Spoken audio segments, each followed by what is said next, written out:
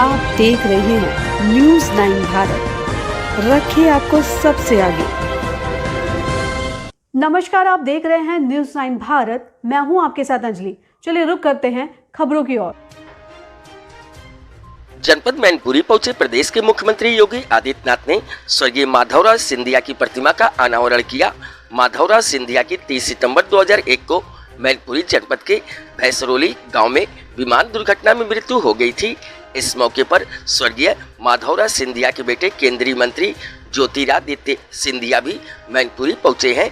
योगी आदित्यनाथ ने कहा कि आज हम सबके लिए भावुक क्षण भी है कि भारत माँ के सपूत को श्रद्धांजलि अर्पित कर रहे हैं। उन्होंने कहा कि उत्तर प्रदेश शासन की ओर से और उत्तर प्रदेश की जनता की ओर से माधवराव सिंधिया को उनकी मूर्ति अनावरण के अवसर पर स्मरण करते हुए नमन करते हुए स्मृतियों को नमन करते हुए उनको श्रद्धांजलि अर्पित करता हूं। योगी आदित्यनाथ ने कहा कि ये मेरा सौभाग्य है कि मुझे उनके साथ सांसद के रूप में उनके साथ कार्य करने का अवसर प्राप्त हुआ। संसद में उनका मिलनसार स्वभाव, अपनी सरलता और प्रत्येक दल के लोगों के साथ दलीय सीमाओं को उठ करके एक सहयोग करने का भाव रहा है और मुझे 1998 से लेकर के 2001 तक मुझे देखने और सुनने को मिला था।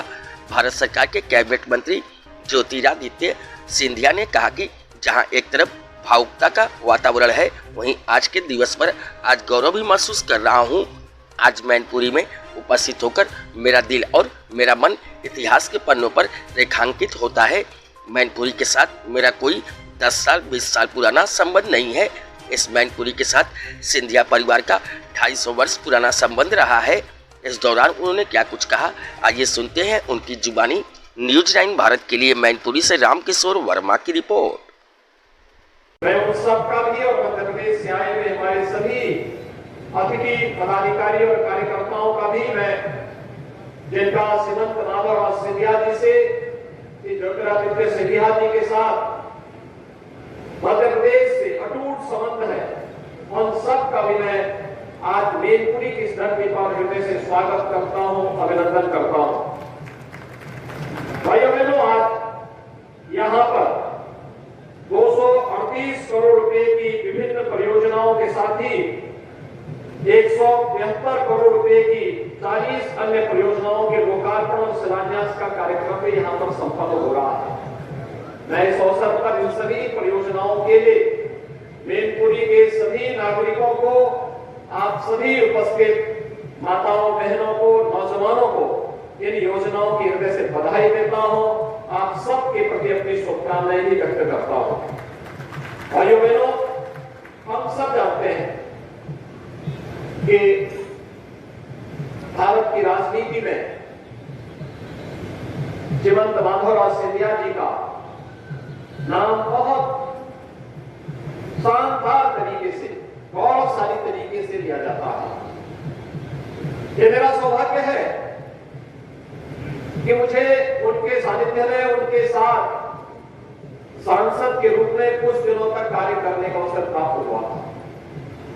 संसद में उनका मिलनसार स्वभाव, अपनी सहजता, अपनी सरलता और प्रत्येक दल के लोगों के साथ दलीय सीमाओं से उठ करके एक सहयोग करने का भाव, वह हमें 1998 से लेकर के 2001 के बीच में देखने और सुनने को उस दौरान मिला था।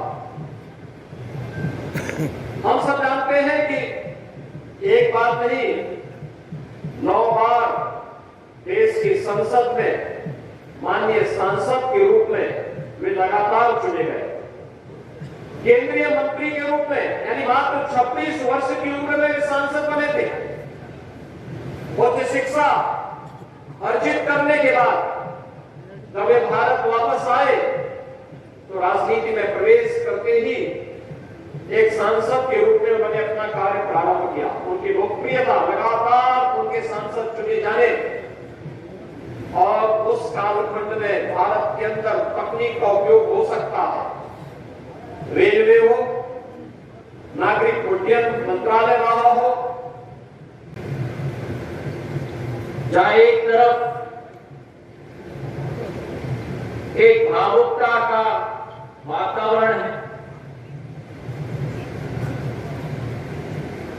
वहीं आज के दिवस पर एक गौरव भी महसूस कर रहा हूं।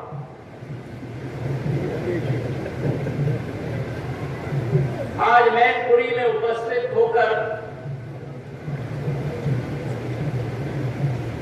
मेरा दिल और मेरा मन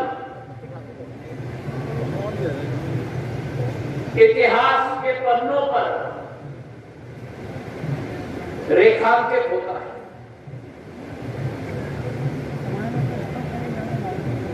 यह मैनपुरी उत्तर प्रदेश में तो स्थापित है, लेकिन मेरे भाइयों और बहनों, मैं आपको बता दूं कि इस मैनपुरी के साथ मेरा कोई 10 साल 20 साल पुराना संबंध नहीं। इस मैनपुरी के साथ सिंधिया परिवार का 250 वर्ष पुराना संबंध रहा।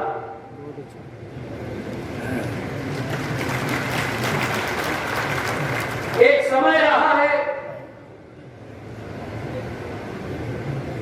इतिहास के कालखंड में जब इस भारत माता की धरती पर विदेशी ताकतें अपनी पैर पर आश्रित,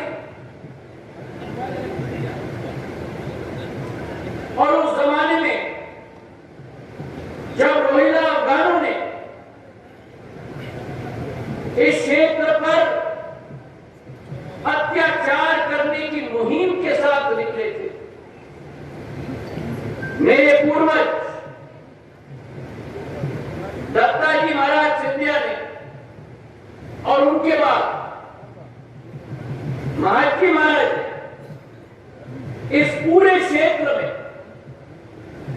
भारत माता की एकता और अखंडता बनाए रखने के लिए उन रोहिला अफगानों को उखाड़ के फेंकने का कार्य किया। ये 1700 साल का कृतज्ञ हूं कि उन्होंने इतना सुंदर मूर्ति उनका बनवाया। और अंत में मैं इतना ही कहना चाहता हूं, एक लाइन में अपना वक्तव्य में समाप्त करूंगा कि शरीर की मौत कोई मौत नहीं होती, शरीर की मौत कोई मौत नहीं होती। शरीर मिट जाने से इंसान मिट नहीं जाता, शरीर मिट जाने से इंसान मिट नहीं जाता। शरीर की मौत से कोई मौत नहीं होती, शरीर मिट जाने से कोई इंसान नहीं मिट जाता। शरीर मिट जाते हैं पर आत्मा सदैव अमर रहती है। बहुत बहुत धन्यवाद। जय हिंद, जय भारत।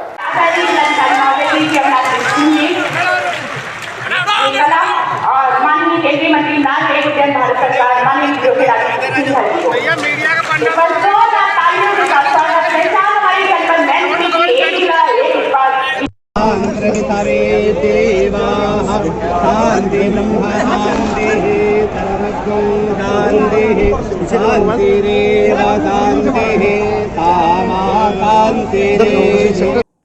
अभी के लिए फिलहाल इतना ही काफी। बने रहिए हमारे साथ। छोटी से बड़ी खबर जानने के लिए न्यूज़ 9 भारत पर अब चाहूंगी इजाजत। नमस्कार।